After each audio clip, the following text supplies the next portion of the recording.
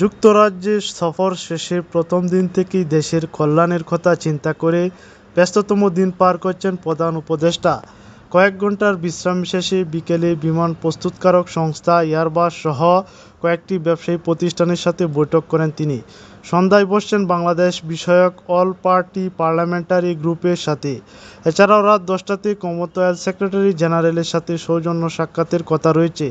সোমবার সন্ধ্যায় 4 দিনের সরকারি সফরে যুক্তরাজ্যের উদ্দেশ্যে ঢাকা ছাড়েন অন্তর্বর্তী সরকারের প্রধান উপদেষ্টা ডক্টর মোহাম্মদ ইউনূস।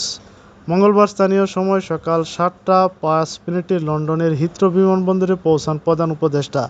এ সময় তাকে অভ্যর্থনা জানান লন্ডনের বাংলাদেশ হাইকমিশনাররা। পরে সেন্ট্রাল লন্ডনের দ্য ডচেস্টার হোটেলে ওঠেন তিনি।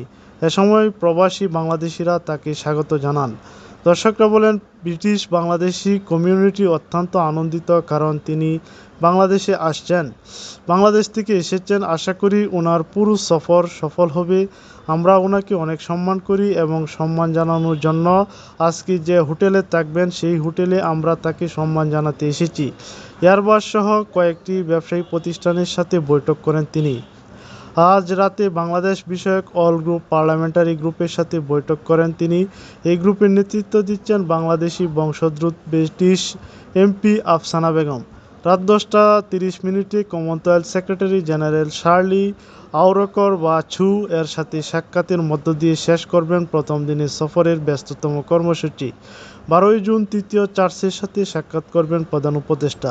পরে লন্ডনের জেমস প্যালেসের মানুষ ও পরিবেশের মধ্যে স্থায়িত্ব সম্প্রীতি প্রতিষ্ঠার অবস্থানের জন্য ডক্টর মোহাম্মদ ইউনূসকে মর্যাদাপূর্ণ the King's church the harmonium award তুলে দিবেন রাজা তৃতীয় চার্লস।